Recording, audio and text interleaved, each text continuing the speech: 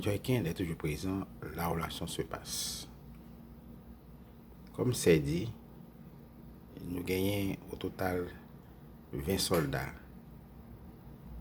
jamaïcains, 4 policiers toujours jamaïcains et 2 soldats béliziens.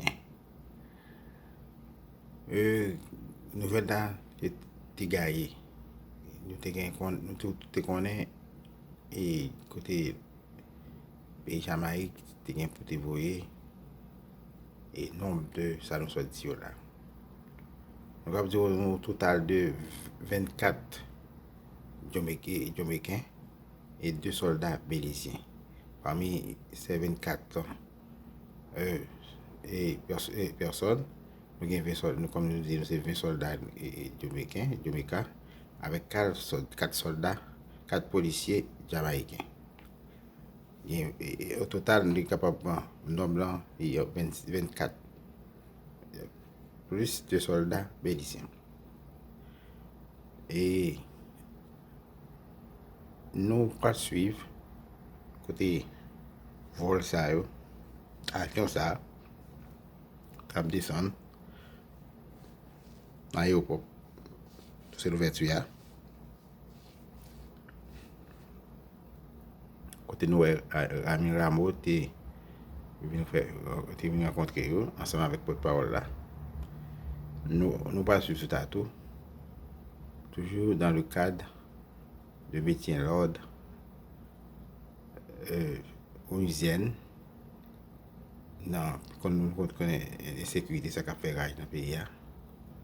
Et force multinationale là, c'est jugé bon pour nous capables de mettre, voir quelques monde, pour capable de mettre la paix.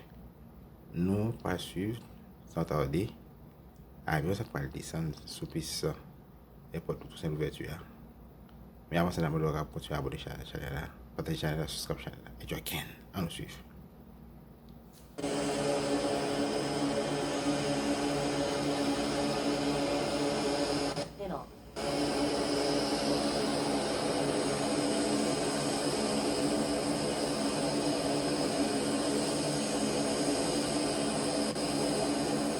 Nous continuons à aborder la chaîne là, partager la chaîne là, subscribe la chaîne là. Jamayiken.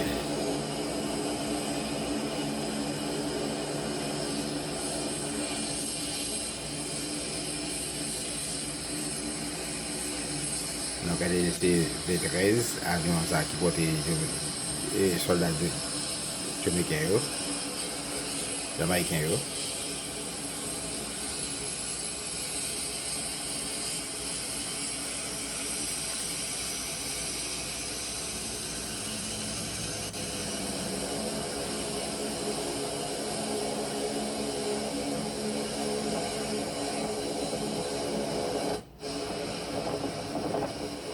Sur le débarquement, absolument.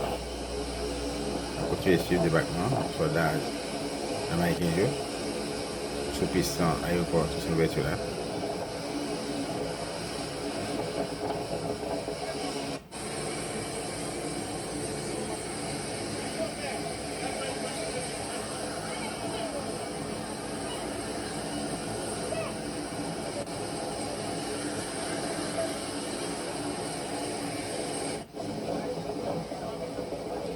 Toujours dans le cadre de métier l'ordre polisienne,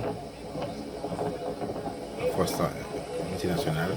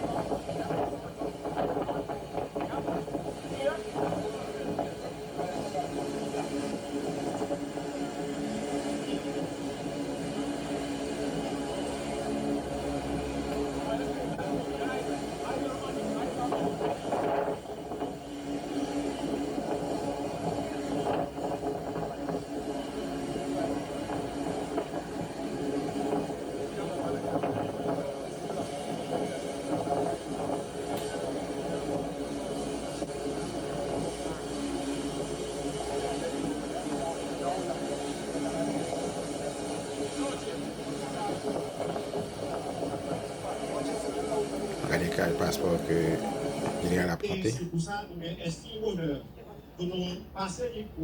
Votre parole, la police, ça peut parler là.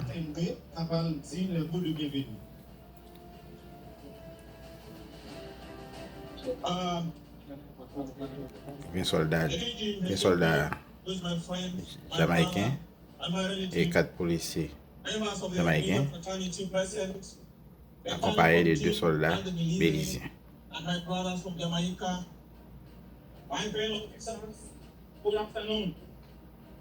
Débarqué dans l'aéroport de Saint-Vertueux. La couture suivre, c'est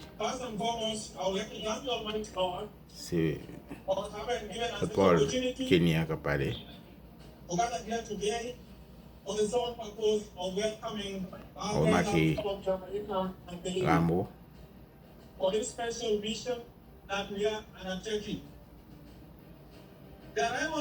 avec regardez la police nationale là. It is going to synergize our ongoing joint operations between HLP and the MSS that are aimed at ensuring that Haitians enjoy security in their country. Since we started the targeted operations, we have recorded successes that must go unnoticed. I'm happy that the Telecom advanced team, that the Belizyen and the Jamayiken, who are now here, and we are going to have more security operations because they are coming with a special step. I'm happy MSS is now a fully multinational functional mission. I wholeheartedly welcome my brothers from Jamaica and Belizyen to join us in the theater. I take this moment to sincerely thank the people of Haiti. I'm still thanking the people of Haiti, the Haitian authorities, the non-governmental organizations, the Haitian police, the military of Haiti. They welcome that. The Kenyan contingent when we first arrived here, they are again here to welcome the Telecom team. And that one you can witness around the airport. I equally thank the media, the media, for the balance reporting that you have been reporting towards Haiti. It is our aim to ensure that Haitians get the right information, devoid of propaganda and misinformation. We welcome you since you play a critical role in this mission. Equally important is for me to acknowledge and appreciate our internal partners and stakeholders for their overwhelming support in terms of equipment and provision of other logistics that are pivotal in our mission. The MSS will remain